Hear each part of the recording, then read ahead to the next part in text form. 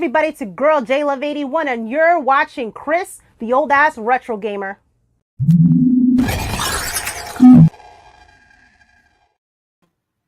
Hey everybody, Chris, the old ass retro gamer here. Welcome to my video game collection 2023 Nintendo 64 edition, live for your ass. Thank you for coming and hanging out with me tonight. I'm going to talk about all of the Nintendo 64 games and some peripherals that are in my collection currently. Very relaxed tonight. Today was a very stress-free day. Got my shit together. Had plenty of time to prepare, relax, get something to drink. So let's get going. So Nintendo 64. I was super excited about this console when it was released because Super Nintendo, the previous console to the Nintendo 64, was and it still is my favorite console of all time. So naturally, the follow-up, I was like, yes, hell yes, bring it on. Oh, yeah, Nintendo 64 time. Yeah, I guess. Welcome, Mondane. I have been playing Killer Instinct in the arcade, and they're advertising this Ultra 64 console coming out, and that Killer Instinct was going to be like one of the first games available for the damn thing. Got renamed to Nintendo 64. I still like Ultra 64 a lot better as a name. And Killer Instinct was not a launch title. So I've only bought two consoles on day one. That was the Dreamcast, which I'll talk about later, and the Nintendo 64. I pre-ordered my Nintendo 64 at the local Toys R Us, and I pre-ordered the three games that were going to be available on day one, which was Super Mario 64, Pilot Wings 64, and Star Wars Shadows of the Empire. Got delayed multiple times, very much to my annoyance. And then when it finally came out, I ran over to pick up my console. And when I got there, they only handed me two games. And I'm like, what's this? Where's the third game? And the person behind the counter just kind of says, oh, the Star Wars one, that's not coming out for like another 6 months. And I was like, that was the game I was looking forward to the most with this for this console. So I was like, okay, Mario 64 and Pilot Wings 64, I better kick some serious ass because there were not a lot of games coming out for this console for the first few months. It was just these three games, and then it was going to be about a 6-month drought for some reason. I don't know if it was that everyone had gotten used to making games on CD for the PlayStation and the Saturn and 3DO, whatever, Sega CD, and going back to cartridge again was kind of stumping them or making it hard. I don't know if it was hard to program for. I don't know what the story was. But it was stupid to launch a console without any software to back it up. I thought it was a real bad decision on Nintendo's part. And it shows because the Nintendo 64 was one of their big disappointments. Yeah, everything usually is much later for me. As well. So I bring this thing into my car, and I should have seen this as an omen that I was going to end up hating this console. I put the console and the games in my car. I get in my driver's seat. I feel something on my hand as I'm holding onto the steering wheel. I feel something on my hand. I look, and there's a bee. And I went like, oh. And I start to roll down the window, and the bitch just stung me right on the back of my hand. And I was like, oh, okay. That was the first time I've ever been stung by a bee. First time. Still have never been stung since. So, naturally you get the big swelling on, where the sting happened and all that. I'm not allergic or anything like that, but I was like, oh, all right, random. Get home. I did have to work later that day. So I had maybe 2 hours before I had to be at work to hook this thing up and play the games that I had. So for the first hour, I played Super Mario 64, and I did not like it. I did not like it at all. It wasn't that it was different, that it was in 3D and all this kind of stuff. That was fine. I did not like the fact that they kept making you play the same level over and over and over again to hunt down all these damn stars. I was just kind of like, can I just move on to the next stage, please? This is stupid. It's just a way to artificially lengthen the game. It's like I only came up with 10 levels. normally that mean the game would be an hour long, but no, you're going to play it 50 times. I was like, this is stupid. So I took that out, put in Pilot Wing 64, and I hated that even more. I was like, this is annoying. This controls like shit. I don't like the mini games, I guess, that you're playing in it and all that. I just could not stand it. So I was angry. I was like really angry, like pissed. So what did I do is I boxed everything back up. I brought it to the video store that I worked at the time. My boss was on duty that day. I plopped the Nintendo 64 and the 2 games still in the box on the counter. And I was like, how would you like to buy a Nintendo 64 and the 2 games that are available for it from me to put out for rent? And he's like, what do you want for it? I'm like, well, what are you willing to pay? He's like, when did it come out? I go, it came out today. And he goes, I'll pay you what you paid. He's like, you barely used it. I'm like, okay. So I got basically my money back on day one. Went out for rent, rented like crazy. Like, you would not believe that console was out every freaking weekend. Everybody wanted to try it. And I did not buy another one for about almost a year because I did not buy one or repurchase it until Star Wars Shadows of the Empire came out. I refused to. That was the only game I was looking forward to for that console. So the game came out, bought it again, started to grow into it. I eventually bought a copy of Super Mario 64 like at Funko-Land or something, like deep discount. And I never bought a copy of Pilot Wings 64 again because I hated it. And like as I'm playing it and seeing like the comparisons between like when it was a multi-plat game coming out for the N64 or the PS1, I would usually rent both versions of it to see which one was better. And it was always the PlayStation one, even though it had load times. It was always the PS1 version that I gravitated toward. I just did not like, my main problem with the Nintendo 64 was that controller. Oh God, I got the hiccups. I absolutely hated that Trident controller with every fiber of my being. I hated it. Your hands are like too close. I didn't like that.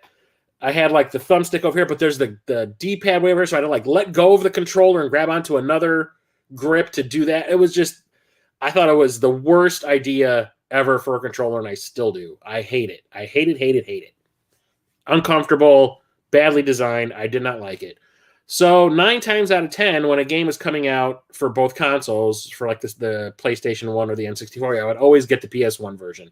There was maybe 2 times where the Nintendo 64 version was cheaper, which made no sense because Nintendo 64 games were notoriously expensive because it's on a physical cartridge and not a disc. And cartridges have chips and all these components inside that are expensive. So you're like paying $80 for a Nintendo 64 game when you can go and pay $50 for the disc. So naturally, I'm going to go for the cheaper one as well. But every once in a while, like South Park, for some reason, when I went to Best Buy the day that South Park was released for the PS1 and the Nintendo 64, the N64 version was cheaper. I don't understand it. I don't know if it was a goof up on Best Buy's part, but I was like, I'll buy that one because that should be like an $80 game, and it required the expansion pack. So I was like, yeah, that should be like an $80 game. I'll buy it while it's $40. You know, I got it for like half off. Whatever. The only time I ever played multiplayer with it, because one of the big draws was that it had 4 controller ports in the front. You could play these big, massive multiplayer games. I never did that. Never played Mario Kart on it because I never played the one on the Super Nintendo back in the day. So I had no affinity for that franchise. Never owned a copy of that until I got back into collecting 10 years ago. The only game that I ever really played, or 2 games that I ever played multiplayer, were either GoldenEye, which I hated. I liked the single-player game. I hated playing it in multiplayer. And Conker's Bad Fur Day. I did a Star Wars fan film back in 2002. And to get the cast together for like a big, let's meet each other, because a lot of people didn't know each other that were going to be in the movie. I had like a party, and we all sat around and played video games and stuff. And we played Conker's Bad Fur Day multiplayer, and that kind of got everyone in the mood to like start chit-chatting and everything. So that was pretty cool. Hey, welcome, Matt. How's it going? Thanks for subbing. I appreciate it. Hope you like the content. Like I said, and I did not like playing multiplayer GoldenEye. Everyone seemed to think it was like the most orgasmic thing ever. And I was like, do you not notice how chuggy this is and how low frame rate it was and how like the graphics took like a hit? And I just did not think it was fun because I could never see what the hell I was doing because everything was so damn chunky. I just thought it was ugly as hell. So I just never bothered with all the multiplayer stuff. I know a lot of my friends were playing like the wrestling games multiplayer and all that. I never did any of that kind of stuff. So it didn't, like, I was never impressed with the N64. I know some of my friends were. Some of them hated it, just like me. But, you know, there were some good games on it, I will admit, which is why I do have games here to talk about tonight. It will probably be a shorter stream. This is probably one of the consoles I have a small amount of games for, so bear with me.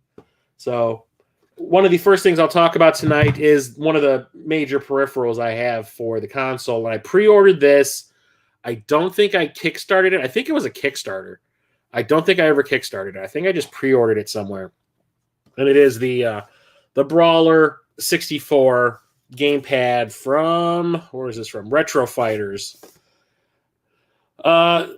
Going back to my hatred of the Nintendo 64 controller, I was like, hey, this looks like a modern controller for this console. I should probably pick that up. It might make me want to play the console some more than, you know, I already did, because I have owned this Nintendo 64. I do have one of the standard gray Nintendo 64s. I picked it up at that I kept on wanting to call it CD Recyclery or whatever it was called.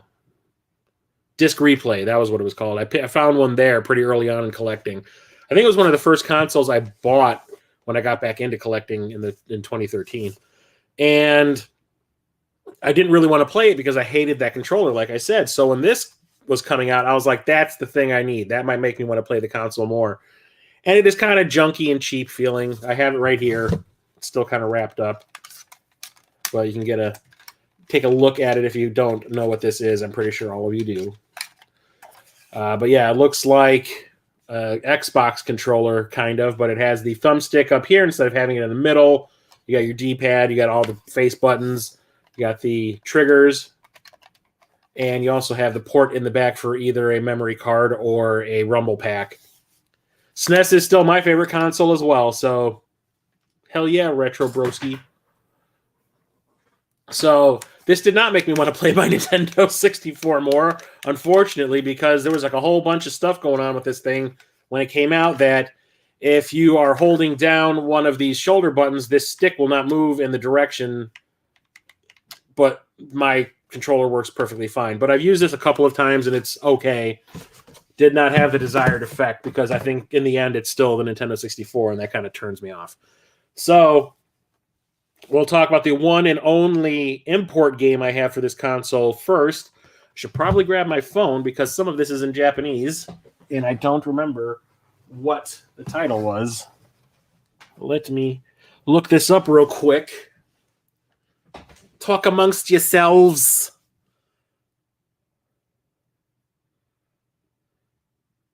Okay, this is called Wonder Project J2 Corlo no Mori no Yozette, or Josette. I picked this up back in November when I visited Church, the Game Grinder, and Jason from Corpse Flood Gaming came down from Canada, so the three of us could all hang out. We went game hunting, and I found this at some comic book shop thing. It was in their case by the front register. I had no clue it was there until I was about to check out. And I was pleasantly surprised that they had something like this complete in the box. I had just talked about the first game in this series, which is called Wonder Project J, on a Super Famicom short that I had just released. So I thought it was kind of funny that all of a sudden I do that, I release that episode, and then I find this, the sequel. Didn't know that there was a sequel, but I was happy to find this. And the cool thing about it is it comes in this bigger box than your standard Nintendo 64 game.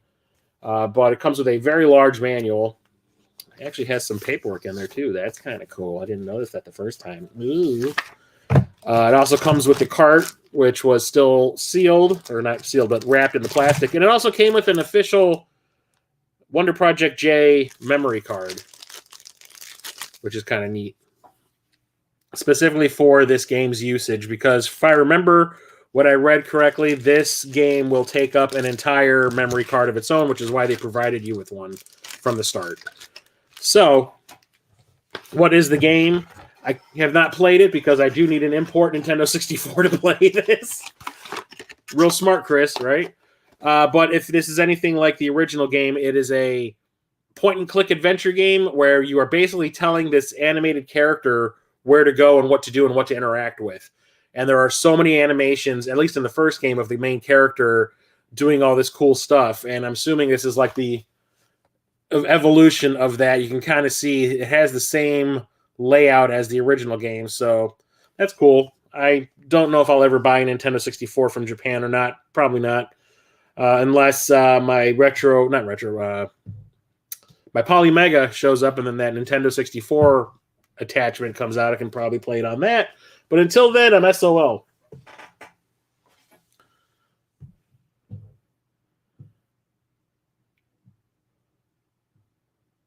Yeah, the Nintendo 64 controller, I just do not like it. I don't like it one bit. I don't like it. I don't like it. So now let's get into the games proper. So here I have 007, The World Is Not Enough. This required the expansion pack, which was a RAM expansion pack, if I remember correctly. But honestly, really didn't do anything much for the console, if I remember reading about. Like, I've watched a couple of videos on YouTube about the expansion pack. Now, it really didn't do much.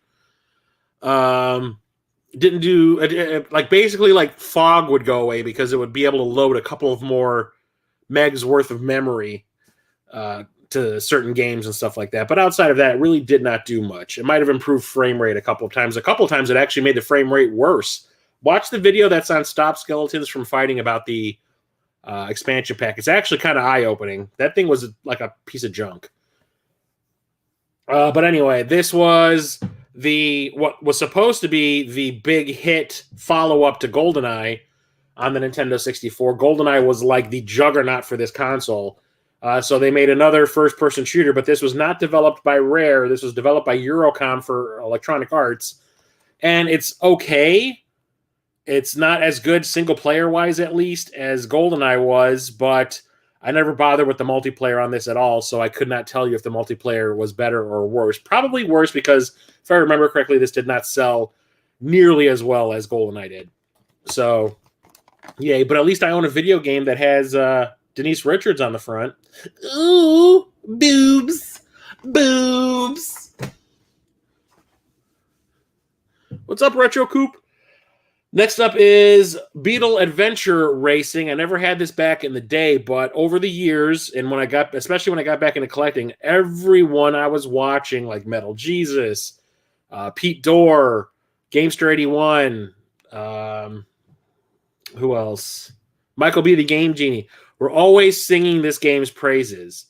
And I was always kind of like, it's a commercial for Volkswagen. Why would I want to buy that?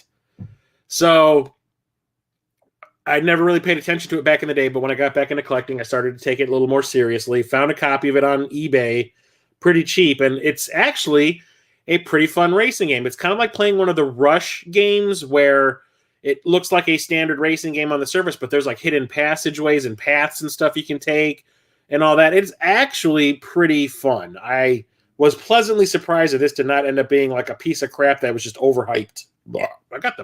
Why am I burping so much? God damn. So, yeah, another one that pleasantly surprised me for this console. Did not make me want to play it any more than I already didn't. But it's not the disaster that I thought it was going to be, because I'm like, wow, is it just a big commercial for Volkswagen? No, actually it isn't. They just licensed it to get some name recognition. She Was Hot yeah. You ever see that episode of Blue Mountain State where she got vajazzled? You meet Miss Pete Dorr. He still streams on Twitch all the time. He actually does streams on Twitch where he's going game hunting on eBay. He streams himself game hunting. It's actually kind of entertaining. Star Fox 64. I'll get to my favorite Nintendo 64 game in a bit. Next up, we have Body Harvest. This is by DMA Designs, and was released by Midway. DMA Designs ended up becoming Rockstar, if I remember correctly. So this is one of their first games. And it is a third-person action game. This is the one where you're like on foot and you can get robots and cars and whatnot. Yeah, it's like I'm trying to think of the Starship Troopers a little bit. But it's like the world's under attack from aliens and you're just trying to destroy them any way you possibly can. Fight 70 different types of aliens, question hundreds of characters, control more than 60 vehicles, search hundreds of buildings in your quest to save humanity. We aren't supposed to end this way. Aww. But I remember renting this one back in the day and being like, it's all right. I could get with this. Never bought a copy of it. Never did. But found a really dirt cheap copy when I first got back into collecting, so I wasn't going to pass this up. I think I got this at my old local retro store. People Play Games. So, yeah. Yeah.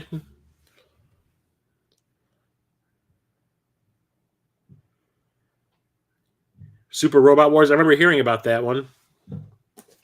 Here is a guilty pleasure. So I'm a big fighting game fan. Obviously, look what's right behind me, for crying out loud. So I was willing to play any fighting game. I didn't care what console it was on. I mean, come on. I bought a 3DO just so I could play a fighting game. I mean, so whenever one would come out for the Nintendo 64, I'd be like, please be the game that makes me like this console. Please. Please. Never happened. One of them was Dark Rift. And I had to piece this together because the old local video game store that I used to go to all the time, People Play Games, when they shut down, they left all of their stock in the store because the whole idea, the reason why they shut down was the owner of the property told the store owner that he was going to turn this entire building that they were in into condos, and it just never happened. So like a year went by after they closed, and the guy still hadn't done what he said was going to happen. So the owner of the game store contacted the owner of the building and was like, can we reopen for another one weekend and just try to sell off the rest of the stuff I have left in the store? And they said yes. And I went there, and they had a lot of boxes with manuals, but no games. It was a section that was there previously when they were open for retail before they shut down. And I hit that section up quite a bit because I was like, I can always find the cartridge pretty cheap. It's usually the box and the manual that I have problems with. And they always had a bunch of those kind of things. And so I bought this box and manual, and I had to find a copy of the cartridge online. The cartridge was hard to find, at least the time when I was looking for it to complete this. But it is a one-on-one fighting game, and it is not good. Who was this released by? Vic Tokai, so I should have known better back in the day. Vic Tokai released, Galaxy Fight on the Saturn, and that is one of the worst fighting games I've ever played. And this is no better. It's honestly very similar to Galaxy Fight. It is just lots of really crappy generic characters with crappy generic moves fighting in very crappy ways, bad controls that are very unresponsive, and it's just not fun. But I remember renting this a bunch of times back in the day, and I was just kind of like, yeah, this sucks, but it's also kind of like the kind of effect that happens when you're watching like a bad B movie and you're actually enjoying it. I kind of got a kick out of it, and I ended up renting it a couple more times. So the nostalgia of that made me want to get this back into my collection. But I will admit, it is not a good game. Not a good game at all. You did not miss everything. I've only talked about 5 games so far, Peter. So you're good, because the next game I'm going to talk about is definitely one I know you like. So the next one we got is Donkey Kong 64. This is one of those games that absolutely, positively required the use of the expansion pack. And why? Watch that video that I just talked about from Stop Skeletons from Fighting. The only reason it's like you must, absolutely, you cannot play this game without the expansion pack is the expansion pack fixed a bug that broke the game.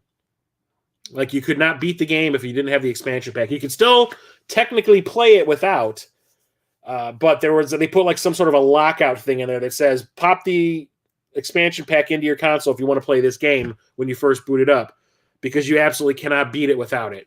Like they said, there was some game-breaking bug in there. The expansion pack fixed it, whatever. Never played this back in the day, but this is by Rare, my favorite video game developer of all time. Right there, Rare. And this is like one of those collectathon games featuring Donkey Kong.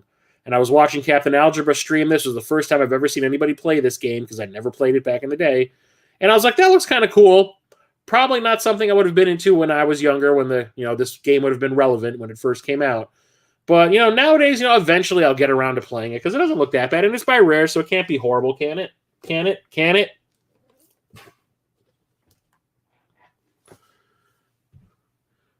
What's up? Oh, shit. Dan's here.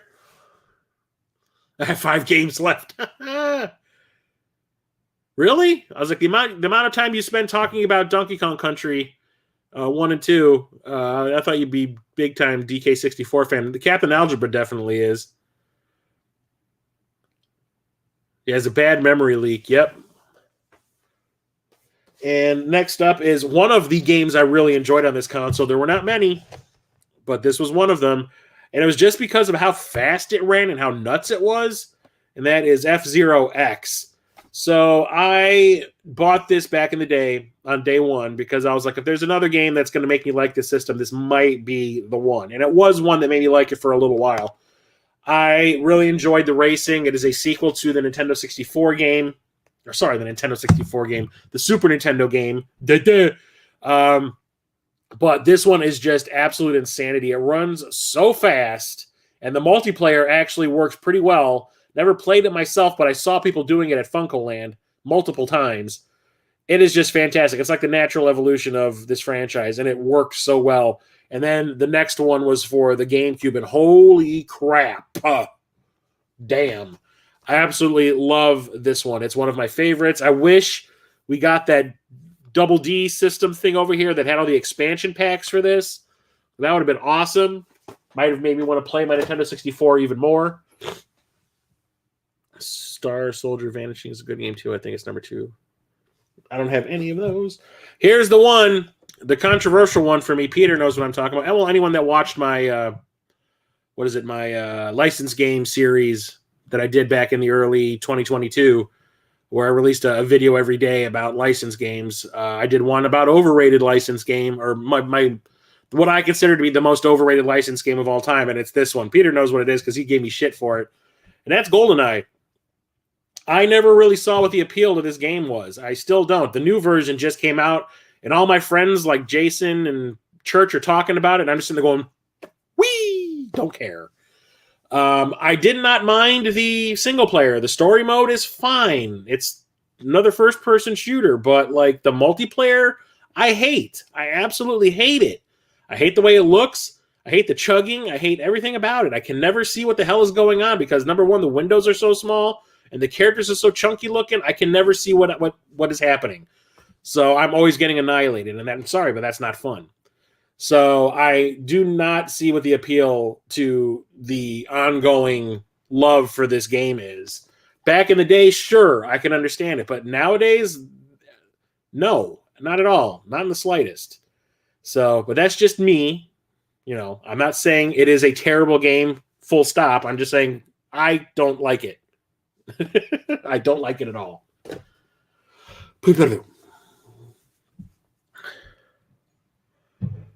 You still will.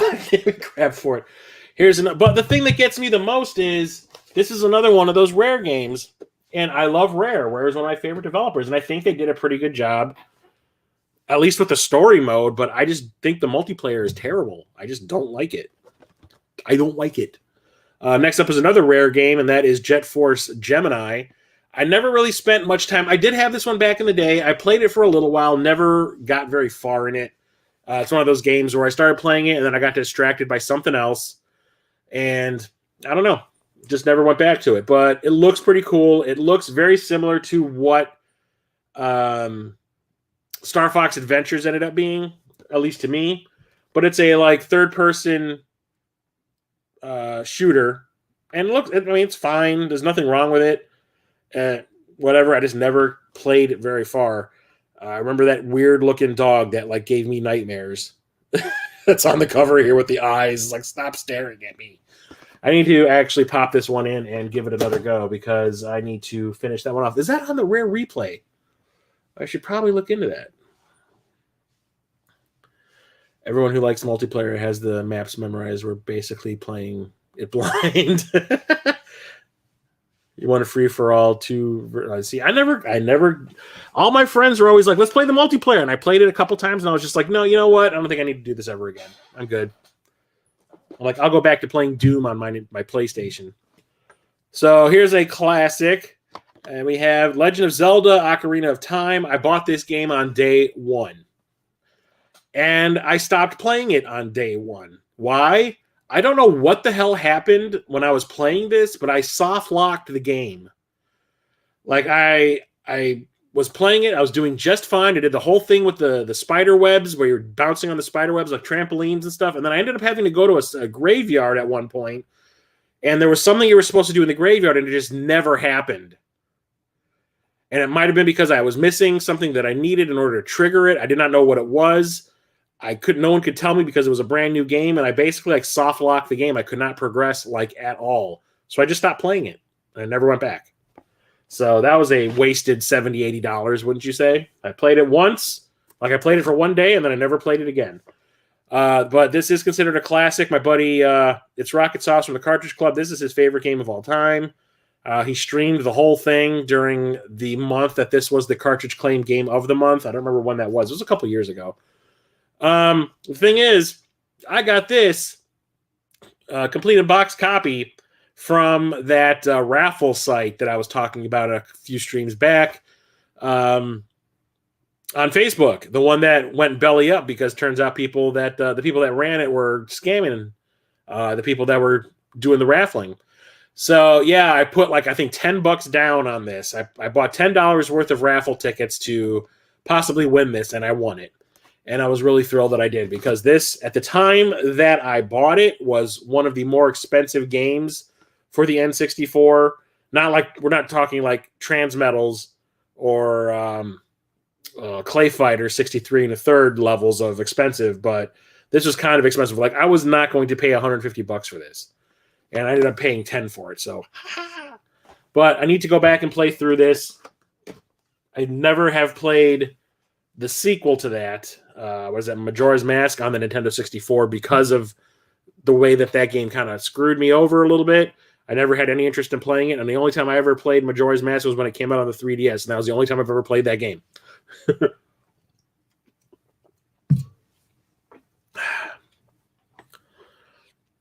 I'm scared of what you might say when you get to Perfect Dark. I did like Perfect Dark quite a bit. Never played the multiplayer, though. Never had a chance to play Jet Force. Jet Force, I remember being fun. I just never got very far in it. You never beat Ocarina of Time. Never beat a lot of games. Same here, dude. I don't know if I have OCD when it, or what is it called? ADD, like gaming ADD, where I'll start playing a game and then on a new shiny, start playing something else and just forget about the other thing. That happened so many times for me, or to me, while I was growing up and all that, where I'd be super excited about a game that I've just bought, but then something brand new would come out, a couple of days later, and I'd be like, I don't care about that anymore. What's this thing? It just happened all the time, and it still does, kind of. I'm trying to curtail that. Next up is another one of those fighting games that I rented all the time back in the day, and is not very good, but I still have good memories of playing this, and that is Mace: The Dark Age. This is another one from Midway. So I see Midway, and I immediately think Mortal Kombat. So I'm always like, if this is from Midway, it's going to be the next Mortal Kombat. And I'm like, if it didn't come out in the arcade, because arcades are kind of dying at the time, I was like, maybe they figured that it would just be better off being played at home. And this only came out on the Nintendo 64. I don't think this came out on the PlayStation. Otherwise, I'd probably have that version. But yeah, this is another 3D fighter that's kind of like playing Mortal Kombat 4. It's okay. It's all medieval themed. It's the characters are all right. There's fatalities and stuff like that, just like in every Midway fighting game that's ever been made. It's just that the problem was people at this time, just like with the PlayStation, just like with the Saturn, still trying to figure out how to do 3D right and make it fun and work. So this is one of those growing pains games where they're like, yeah, we still haven't figured it out yet, but we're getting there. Although Killer Instinct had it figured out long before this. So it has issues. The controls are kind of weird. Sometimes the moves don't exactly work, or the special moves don't exactly work. And some of the controller movements you need to do in order to get moves to happen are kind of strange. Not like Primal Rage strange, but awkward. So it's not great, but it is one of the better ones that I have played on this console. The Power Rangers game? No, it's a one-on-one fighting game. It's just medieval themed.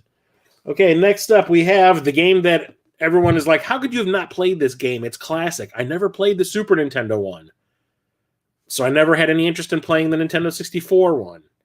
And I never actually played a game in this franchise until I got the Nintendo DS back in 2014. and I played the Nintendo DS version, and that was when I was like, oh, so this is what everyone's been talking about all these years. It is actually kind of cool. I should probably look into all the other games in this franchise, and I have, and I've liked all of them. And that is Mario Kart 64. Never played a Mario Kart game, never played this back in the day. Only time I've ever played this is when I bought it back in like 2014, 2015. And I got it off of a guy on Facebook who was kind of giving me decent deals, not the greatest deals, but deals, question mark. But yeah, kart racing game. This one, the only thing that bugs me about this one is I like the one on the Super Nintendo. Like, all the other ones are fine. The thing about this one is I find that when you do something in the game and those words pop up, like when you're like drifting and like the word will pop up, or you jump or whatever, those words happen behind, you know, like next to your car or whatever. It just annoys me. It's like, I don't want that shit. Just give me the straight racing game. I don't need this cutesy shit happening, you know, on the side. But it is fun. I do like it. It is probably one of the ones I played the least. I really enjoyed the one on the Wii. I think I enjoyed that one the most, honestly, especially if you're playing with the steering wheel controller. But this is a good game in the series, but not my favorite by far.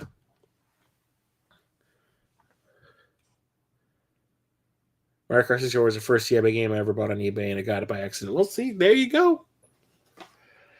Another fighting game, but this is the one that everyone was trying to copy. It says Pumph, and when you drift it, that just annoys me for some reason. It's like, I don't need that crap. Stop trying to make it all cutesy.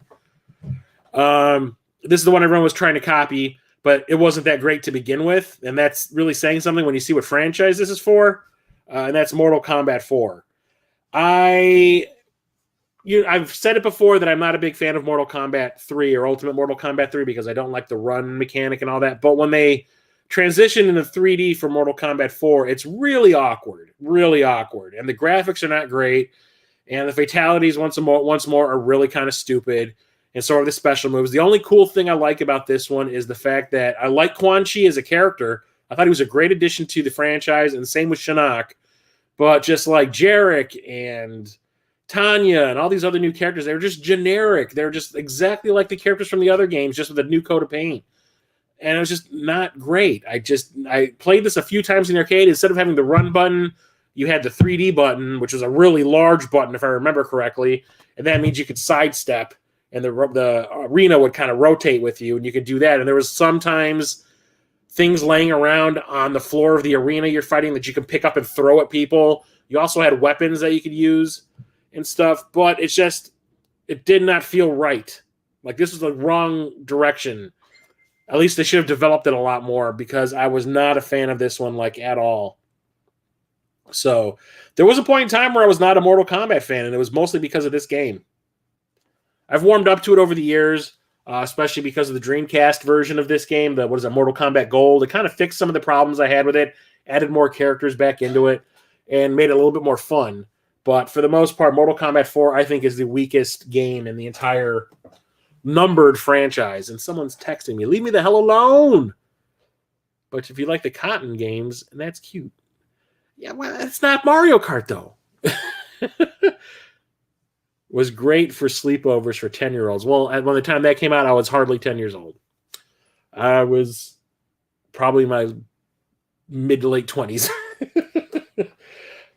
Let's see here. Next up, we have another Mortal Kombat game, and that is Mortal Kombat Mythology Sub-Zero. So one of my goals is to get all the Mortal Kombat games for all the consoles. I need to get a drink here real quick. My throat's going dry. Including multiples, or like the multiplats, like get them for all the different consoles, because I'm obsessive like that. I'm OCD like that. Talked about this in the PlayStation stream a few weeks ago, that I really like the story of this one. I like especially on the PlayStation version with the live action stuff. It really opens up the Mortal Kombat storyline a lot. It introduces a lot of cool characters, a lot of cool situations. You get deep into like Sub-Zero and the Lin Kuei. Quan Chi's the villain in it, and he's pretty cool. It's played by Richard DeVizio, who played Kano in the original games, and he's like chewing the scenery like Ricardo Montalban in Star Trek 2. It is nuts. The gameplay is where it faltered, because they decided to use a control scheme that's good for a one-on-one fighting game, but not a beat-em-up. So like your character's always facing right, and then you have to hit a button to make your character turn around. So if you have a character that you're fighting that is jumping all over the place, it is a nightmare. And some of the platforming is not precise. Like the controls are a little laggy at times. And it's even worse on the Nintendo 64 because in this version, you don't even get the live action cutscenes. It's just a bunch of like pictures from the live action cutscenes that play out. So I picked this one up at the Midwest Gaming Classic. It was not expensive at all, which is why I bought it. But yeah, if I was going to play this game ever again, it's going to be on the PlayStation 1. And now we have another Mortal Kombat game. There's a lot of Mortal Kombat games on this console, man. We have Mortal Kombat Trilogy. I picked this one up at the Midwest Gaming Classic also. The same one where I picked up Mythologies. I thought it was kind of funny that I was buying all of these. And I got this at, I think, what is it called? The Make Sense Variety Store. We got this before the convention. This was Friday. Got there early. Jason and what's his name? Church, the Game Grinder, showed up early. We all went to the Make Sense Variety Store before we all got out. We went out for dinner that night and all that. Did some trades. I sold some stuff there. Church sold some stuff there. I picked this up. And what it is exactly like the PlayStation 1 version of this game. And it's Mortal Kombat 3 with a bunch of extra characters thrown in and trying to fix some of the bugs. But the thing is, since this is on a cartridge, cartridges have, limited memory, at least way less memory than a CD does. So some of the content that is on the PlayStation version is missing from here. There's some characters that are missing, some levels. It's kind of weird that there's like a weird loading situation going on here every once in a while. It's kind of, I don't know how to describe it. It's like on a cartridge. It's like that loading thing from Batman Forever on the Super Nintendo. But yeah, I don't like this version of this game. I don't really like this either. I don't like this game, period, because it's Mortal Kombat 3, just with a couple of more bells and whistles. But if I'm going to play it, I'm going to play it on the PlayStation 1. But had to have that because it's Mortal Kombat. Mortal Kombat! They use data compression. Yeah, and it's 6. So Dan was just asking about this one, and we got the Perfect Dark. There's another one that absolutely requires the use of the expansion pack. This one I really liked. Like I said, I like the single player of GoldenEye just fine. The single player in this, though, was kind of amazing. It was like an evolution of what was in GoldenEye, taken to the nth degree with better graphics and controls and everything. Expansion pack actually made the graphics look pretty damn good. It controlled really well. The weapons were really rad. The whole cyberpunk angle of it really spoke to me because I love cyberpunk. So as a first-person shooter, I think this is the best first-person shooter on the Nintendo 64. A lot of people will say GoldenEye. I say the one that came out after that. So Perfect Dark is my go-to first-person shooter on this console. I do have the upgraded version of this on the Xbox 360 though. But I love that game. I played the shit out of that when it first came out. I played through it twice. I played it on different difficulties, and that's weird for me to want to replay a game after I've beaten it like that. This one I think I got in a lot somewhere because I don't think I would have ever bought this separately otherwise. But it's in my collection, so that's Ridge Racer 64.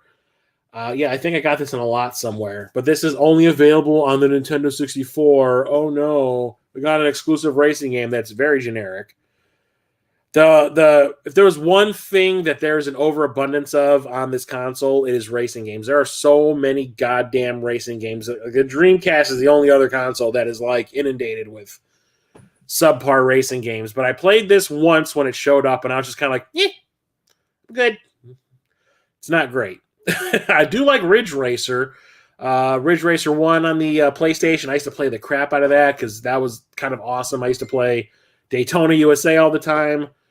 Ridge Racer 4 was actually really fun too back in the day. But this one, I don't know, maybe because it's on the Nintendo 64 and the graphics just weren't the greatest that I kind of like went, whatever. So not my fave. Not my fave at all. Stop texting me, whoever the hell you are. This one's kind of cool because I do like this franchise quite a bit. Always wanted to play that version. You're welcome to this one if you want it. We have Rush 2 Extreme Racing USA. I love the Rush series. I used to play these games in the arcade all the time with my friends, like competitively. whenever we go to the, what was it, GameWorks, they had, what was it, Rush the Rock, and then Rush 2049 or whatever it was, and we would like four of us would be playing that side by side, trying to outdo each other. It was so much fun. So naturally, when these games came to the home consoles, I was all over them. So it is what on the surface would look like a standard racing game, but this is all about like hidden paths and stuff like that. Kind of like the way Hydro Thunder did it, the original Rush, all that is pretty fantastic. I don't think this one is actually based on an arcade game. I think this one is like an exclusive like for the home consoles, because I don't remember ever seeing a Rush 2. I remember there was Rush and there was Rush the Rock, and then there was the 2049 Extreme Racing one, but I never remember seeing a Rush 2, so I don't know where this came from, but I'm all for it. That franchise needs to come back. San Francisco Rush, yeah. Rush 2049 was amazing in the arcade, and it's pretty fun on at least on the Dreamcast. It's pretty fun. Yeah, the arcade is always going to be the best version, but Dreamcast ain't too shabby. The Dreamcast is pretty spot on. Picked this one up at the Midwest Gaming Classic because of name recognition. I love the Nintendo game that this is a sequel to. The only thing is, it is nothing like the Nintendo version. This is a completely different genre. And that is Shadowgate 64 Trials of the Four Towers. I had totally forgotten that there was a Shadowgate sequel on this console. Went to the Midwest Gaming Classic. I think it was it the first year that I went? If so, that was 2015. It might have been 2015. And I found this at a table and it was like $30. And I was like, oh shit, like, yeah, give it to me. And what it is like playing Morrowind or Oblivion, because it's like a first person adventure RPG-ish type game. The original game was like a bunch of pictures, and like you get to like search them with like a cursor. You like go in there and you're looking for things to pick up and move or whatever and interact with. And here it's like a first person game. So I was not prepared for this. So super glad that I picked it up. I don't know what it goes for nowadays, but I think I got it for a steal, which is why I picked it up, because I don't think I was going to ever see it cheaper than that. What I said originally. I stick by it. So, yeah, super thrilled that I have that in my collection. I still need to play that. If it's considered an RPG, that's a 3D fantasy. I don't think it's considered an RPG. Yeah, I would play it this year. What's up, Game Room? Welcome. I love the original Shadowgate. I don't know about that one. I'll have to play it. But someone was talking about this one earlier. And we've got that Star Fox 64. Yeah. This one I was super excited for because Super Mario. I almost said it again. Star Fox. I almost said Stargate right there. Caffeine deficiency. Star Fox on the Super Nintendo was one of my favorite games of all time. So naturally, the sequel comes out. I'm like, must have it. So jumped on this on day one, and it was a little expensive, because this was the first game to ever utilize the Rumble Pack. This came with it, which is why the box is so thick.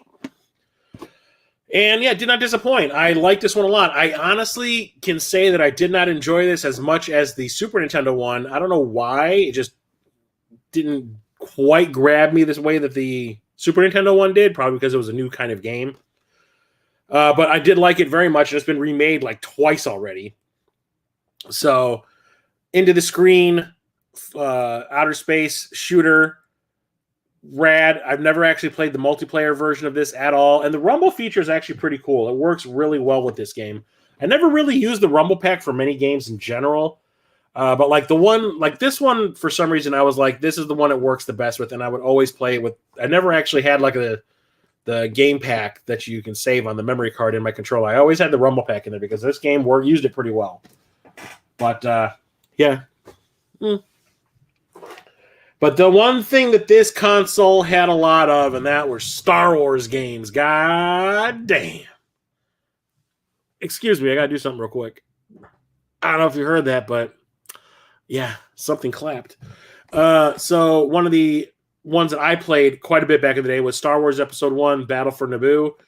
I hate episode 1, but the games based on episode 1 ended up being pretty rad half or most of the time, all the time.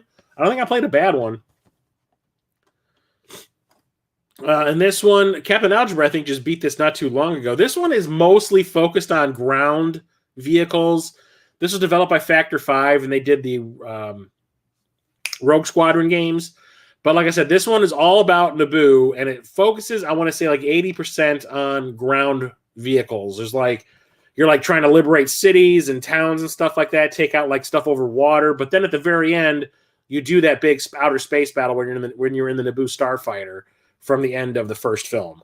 So there's that part of it, but for the most part, it's all ground-based, and it is actually really fun. This one uses the expansion pack also. It eliminates some of the fog, but it also kind of gives the graphics like this weird like texture that kind of annoyed me, because there's a couple times where I would take the expansion pack out and put the booster pack in or whatever it was called back in, and yeah, the fog would go away with the expansion pack, but like the environments looked better with the booster pack. It was weird the way it worked. That's what I'm saying. The expansion pack was kind of a sham, if you ask me, especially after watching that video. Did it again. Now we have Star Wars Episode 1 Racer, the arcade game based on the pod race from this film. Was fantastic, especially when you had the way you had to control it, because it was like you were sitting inside the pod racer and you had the controls and you had to like, if you want to turn, you had to like, move the handles back and forth and all that. If you wanted to go faster, you had to move them both forward and stuff. It was super cool the way that played. My local theater had that, and I played it every time I would go. So naturally, I was excited about the home console version. Stop fucking texting me. None of them were direct ports of that arcade version, sadly. But they're all fun in their own right. So yeah, it's pod racing. You can have, 3 different views. So you got first person where you're like in the cockpit and you've got the pod things right in front of you. One is like pulled back just so you can see your whole vehicle, and then one is pulled way back, gives you a better view of the field. But it's a really fun racing game based on a really crappy movie. So I really enjoyed this one. But the one that came out on the Dreamcast later on, way better. Yeah, and of all the people, or all the characters from episode 1 to put on the box, they picked frickin' Watto, the Italian racial stereotype. All I care about is the money. Yeah, fuck that guy. Fuck him right in the ear. Next up, we have the classic. I actually sat outside of a Best Buy the day that this was being released, waiting for them to open so I could get a copy. I wanted to play it that bad. And that is Star Wars Rogue Squadron. This is another one that uses their expansion pack. And this was one of the ones where I was always taking the expansion pack out and putting the booster pack in to see what the graphic changes were. And they were minimal. It was mostly just like the fog, just like with the Battle for Naboo. But this one is another like Wing Commander-esque, behind the starship, or you can do it in the cockpit, shooter, and it is super fun. It is also extremely hard, like really hard. Like I have never beaten this game hard. It is that hard. It's hard. But it is fantastic. It captures everything you love about Star Wars, outer space battles and dogfights and that kind of stuff. It is a fantastic game, and it spawned a series of its own, which is great. And it was almost going to get a movie too. So there's that. That is one of my favorites on this console. But the one that everybody seems to hate, and I really love, babysitting missions. Yeah. Why isn't Annie or Sebulba back to back? See? But they've got their vehicles there, really, really tiny at the bottom. You can see them there. But freaking Watto, it's only money. Yeah, the money. Shut up. Go back and eat some gelato or something. The one that I love, and it's the one that made me want to get this freaking console to begin with, is Star Wars Shadows of the Empire. I still love this game. As clunky and crappy as it can be at times, I still absolutely love it. You can throw all the hate you want at me, bagging on GoldenEye, and I'm singing this game's praises, but this, to me, was the game that made having this console worth it. It made me buy a Nintendo 64 for the second time, and I played through this game over and over and over. And the thing is, I like this game so much. So what is Shadows of the Empire? Well, we weren't getting Star Wars movies back in the 90s. You know, the Star Wars movies ended with Return of the Jedi, and the last real anything on film Star Wars we got were the Ewok movies. So out of nowhere, this brand new Star Wars book pops up called Shadows of the Empire, and it took place between Empire Strikes Back and Return of the Jedi, and it's all about how everybody got from where the movie Empire Strikes Back ended to where Return of the Jedi began. And it became like this huge event. The book came out. Next thing you know, there's a soundtrack that was released for the book. The book got a soundtrack. And like it became like this multimedia thing. Next thing you know, there's a game that came out. And I was like, okay, fine, whatever. I went and read the book. The book is fucking terrible. Terrible. The soundtrack is kind of awesome. I did buy the soundtrack. I found it at Best Buy, and I was like, what the hell is this? I think I need to have it. And the soundtrack was great, and they actually use a lot of it in this game. The game is way better than the book. Trust me. And it is a bunch of different genres. There's a lot of outer space stuff. There's the AT-AT battle on Hoth when you're in a snow speeder, and it's great. There's like stuff when you're on speeder bikes. There's stuff when you're inside the Outrider, which is not is it not Dash Rendar? Is it Dash Rendar? Yeah, Dash Rendar. Yeah, that's the guy in this game. I almost drew a blank on his name for a second. Yeah, Dash Rendar. You're in Dash Rendar's ship, and you're taking out like TIE fighters and stuff like that, and you can see one of them. You're going after a Star Destroyer. But there's also all these on foot levels where you're playing as Dash Rendar, and you're trying to... I can't remember what you were trying to do in the game. I've played this so many times. Well, you're trying to kill Shizor, and he's got his skyhook thing. And the whole point of the game was to... Like, Leia was kidnapped by Shizor in the book, and everyone went to go get her, but you don't really play as Luke or any of the main characters. You're only playing as Dash Rendar, and he's just basically lending assistance. And he blows up the skyhook at the end of the game, and everybody goes to Tatooine at the end of the game to go and rescue Han.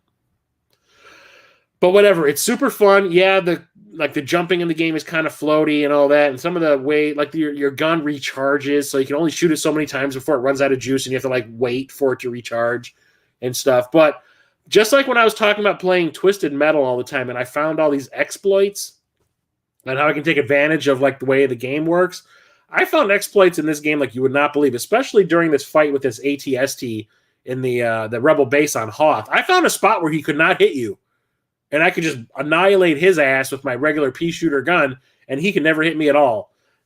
I played this game a lot, guys, and I beat it over and over and over again. I absolutely loved it. One of my favorite games on this console.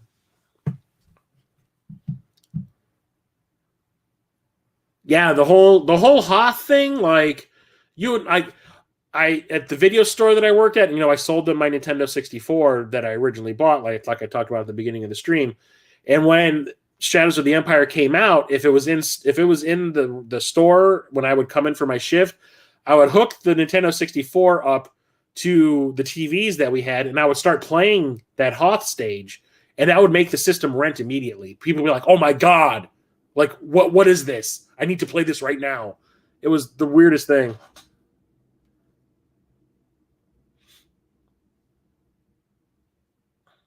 Yeah, the ATST, like, I know a lot of people are like, that thing is so hard. I'm like, dude, just stand on the top. There's like an upper level above like some doors or something like that. You can just stand up there and just shoot him, and he can't hit you. Pick this one up from a friend of mine. Is this the one?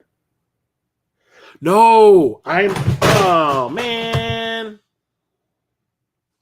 Well, for starters, I made a boo-boo. The Legend of Zelda that I got, I was looking, if you noticed when I was looking at the Legend of Zelda, I was looking like this, like looking at it, and I'm like, where is that torn section of it? And it wasn't here. I'm thinking of Link to the Past on the Super Nintendo. That's the one that I won on the raffle site. This and this other game I'm going to talk about right now are the ones I bought for my buddy. The podcast that I do now, the movie is starting. It's actually the second version of that kind of a podcast where we record a commentary track for a movie with a guest. I used to do one years and years ago with another dude that I used to hang out with named Zach, and that was called Van Damme That's Good. And I hadn't talked to Zach in like years, and he like randomly contacted me on Facebook, and he's like, yeah, I'm selling all this stuff that is just clogging up my condo. I found some Nintendo 64 games that are boxed. Do you want them? And I'm like, well, what do you have? And he gave me this list. And out of all the ones he said he had, the only two that I didn't own were Legend of Zelda and this. And I was like, oh, I'll take those two. And he's like, well, what do you want to pay for them? I was like, $50 for both. And he goes, okay. Like, he didn't know what the fuck was going on. He didn't look at eBay. So I got Legend of Zelda, Ocarina of Time, and Super Smash Brothers for $25 each. In box, complete. I got the deals. Like, he didn't know what was going on, and I wasn't gonna link them on and let him. Why don't you go look at eBay real quick and see what these are really going for? No, I'm like, I'll pay you $25 for each of those. Okay, deal. And I was expecting when I showed up to pick them up that he'd be like, well, you know what? I actually looked at them online and saw that they're going for something else, and I was prepared to be like, nope, you said, and I have it in writing on my fucking Facebook Messenger, dude. So, yeah, I got these for $25 each. So I got a steal. So this is the first in the franchise of Super Smash Brothers, where it's basically just an all-out fighting game with all of the major Nintendo franchise characters. So you got Donkey Kong, Samus, Mario, Luigi, Link, Kirby, Pikachu. Was it Bowser? Was it Jigglypuff? Jeez, I can't remember all of them in this one. I can barely read it, too, because it's so dark in here. Mario, Link, Donkey Kong, Pikachu, Samus, Yoshi, Kirby, and Fox. Plus 4 hidden characters. And I know it's Jigglypuff. Yeah, Bowser, I think, is one of them. Who else is in the first one? I can't remember. So, yeah, super thrilled that I got these for as cheap as I did. I can't believe I got that Zelda mixed up with the one for the Nintendo. The Super Nintendo one is the one that I won on the raffle site. So let me pick up all this stuff that I dropped because I'm a klutz. Talk amongst yourselves.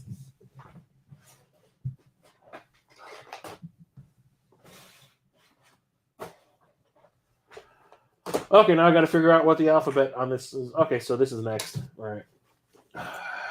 Shit. So this is, I think, one of the diamonds in the rough on this console. Agree with me, disagree with me, I don't care. I'm always going to think this. I randomly rented this from a new video store that had opened up by my mother's house, my parents' house. And I absolutely loved it. I was wondering how this was going to work because of the nature of what it is. But I thought it was fun as hell, and the music is banging. That's Tetrasphere.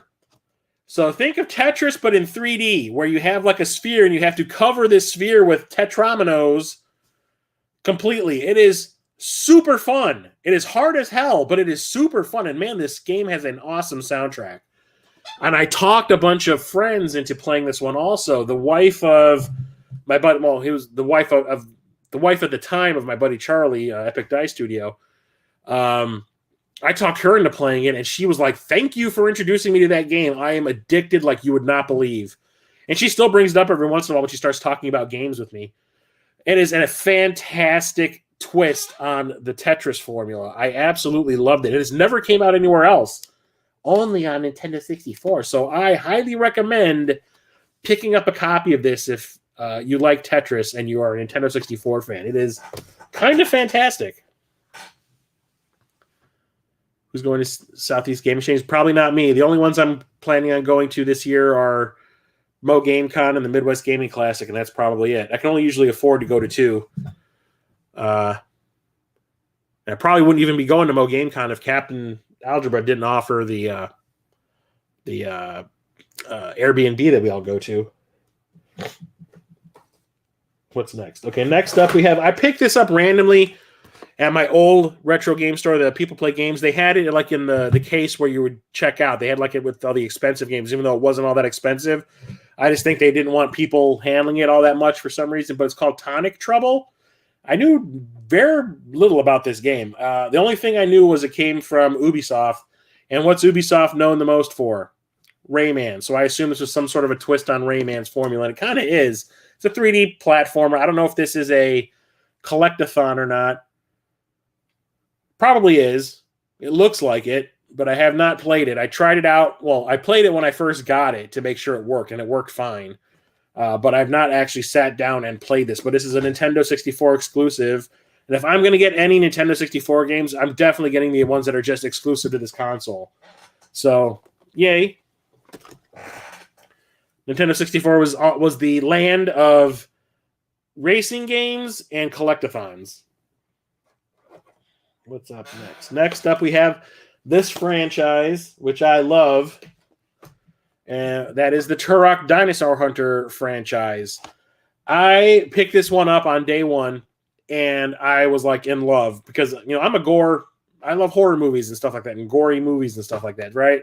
So the first time I shot someone in this game with an arrow, and then this geyser of blood shoots out of their neck, like the arterial spray, and they're stumbling around going like, oh, oh, oh, while this blood is just shooting, arcing out of their neck. I was like, this is the greatest game I've ever played. And I absolutely loved it. First-person shooter, but it's kind of a cool twist where it's like this mix of future and past technology. It's really kind of cool. Yeah, there was a bunch of fog in it. Their draw distance was really, really short, and the graphics weren't all that. This was an early Nintendo 64 game, and like I keep on saying, still trying to work out the kinks with 3D and stuff like that, so the controls weren't that great either, but didn't stop me from playing the crap out of this game. I absolutely loved it, which is when Turok 2 Seeds of Evil came out. I jumped on this on day one also, and this is one of the ones that uses the expansion pack. This is one of the few games where it feels like you need it. It works it like ups the frame rate. The graphics look a little bit better. The fog is gone. It works so much better with the expansion pack. And this game is twice the game, or 10 times the game that the first one is. This one is fantastic. There's like a bunch of hidden like collectibles that you get that unlock like modes and stuff. The graphics have been improved. The bosses are nuts. It is, and the weapons are even better, and this has the multiplayer. I absolutely love this one. This one is beyond amazing. I played this one a ton. I never actually completed it, which I was always kind of sad about. I got stuck a couple of times, but I absolutely loved it. And because that one was so good, naturally, we get another game in the franchise. We get Turok 3, Shadow of Oblivion. This one was developed, I think, by a different company, because these both were done by Eurocom, I think. Yeah, Eurocom. And this was not.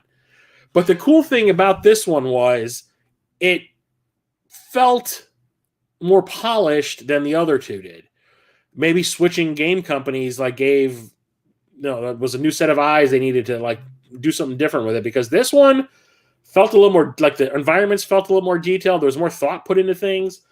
It's on the whole not a better game than the second one, but like I like the changes that were made to this. It makes it, I think, more interesting of a game. But it's still at its core just another first-person shooter.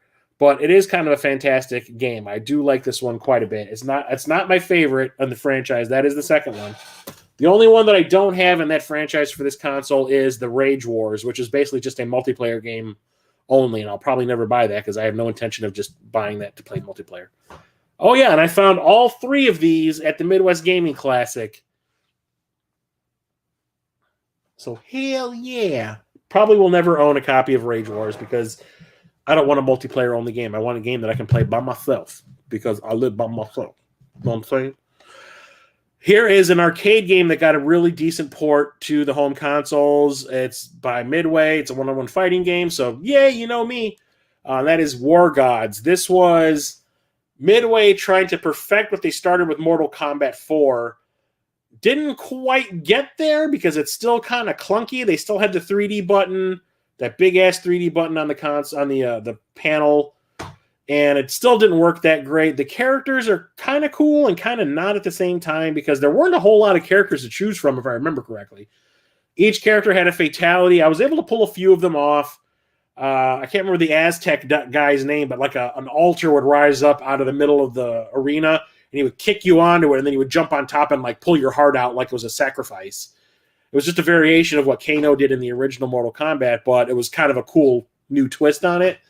So it was pretty fun. I liked this one a lot. I played it more than I probably should have. I've definitely played this more in the arcades than Mortal Kombat 4, I'll tell you that. There was a nickel arcade that I used to go to that had this, and there was a Mortal Kombat 4 cabinet right next to the War Gods cabinet. I played more the War Gods one definitely more than the Mortal Kombat one. So I always had a soft spot for this one. So when it came to the home consoles, I definitely was interested. And I have this one for the PlayStation 1? I think I do. I can't remember. I have to look. You can kind of see the fatality happening that I was talking about right here. Sorry. Yeah, right here. So it's a fun game if you like fighting games. And the last game I'm going to talk about tonight is WCW NWO Revenge. I was saying to myself that if I ever got one of these wrestling games that all my friends were talking about, I was going to get this one. This is the one that everyone was always talking about back in the day. And I remember sitting at one of my friends' houses. They knew that I did not like watching wrestling. So I was not playing wrestling games at the time. I had absolutely no interest in wrestling whatsoever. So to piss me off, a bunch of my friends got together and they're like, hey, we're going to play all these multiplayer games. And then when I get there, they're like, yeah, we're going to play nothing but wrestling games all night long. And I was like, so I remember sitting on the couch just watching everyone else play. And I'm sitting there going like, wow, the perfect time to have a cell phone. But this was in the 90s or early 2000s. So it was not a thing yet.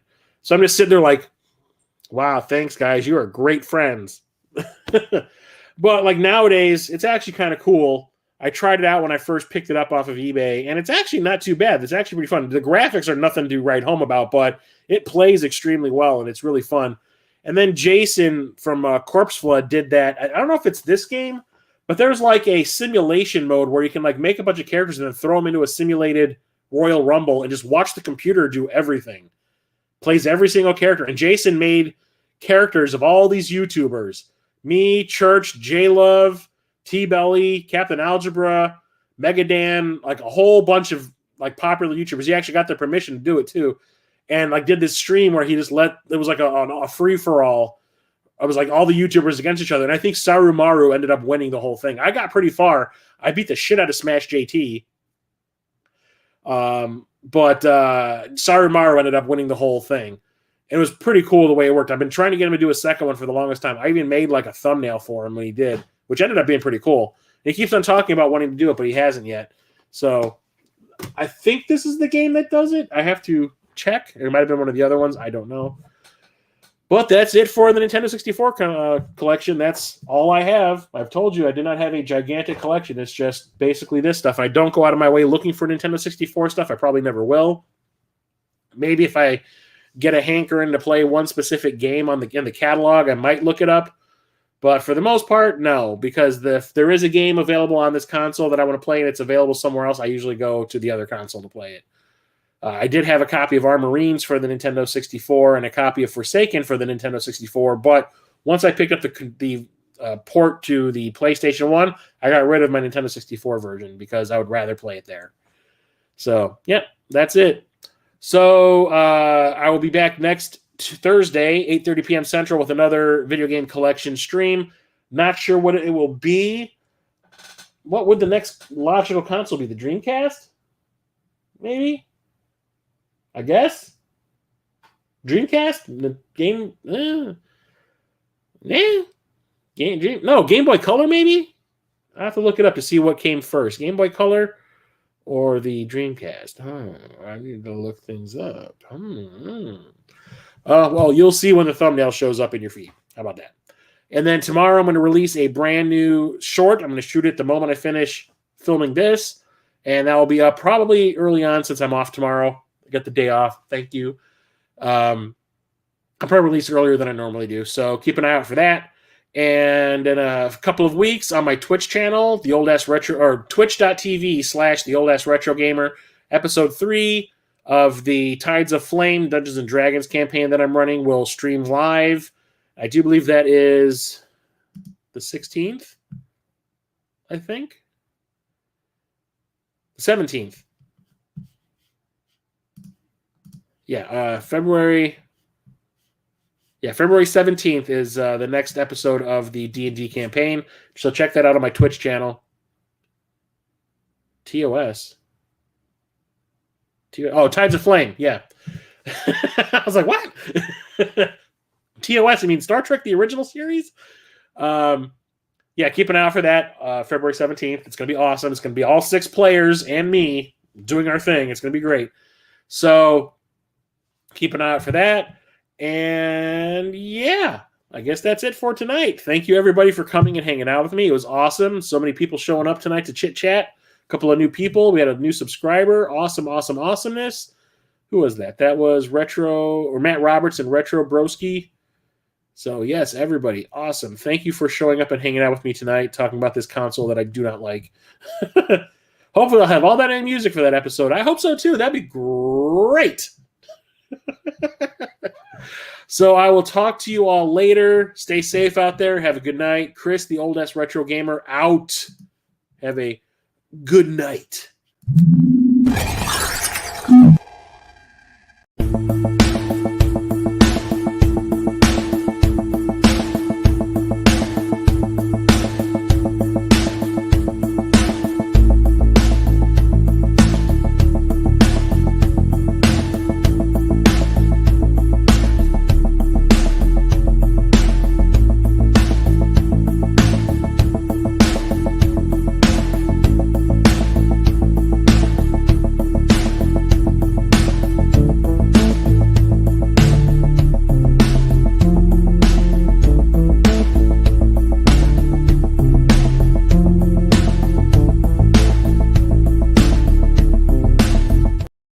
Twitch.tv/the old ass retro gamer.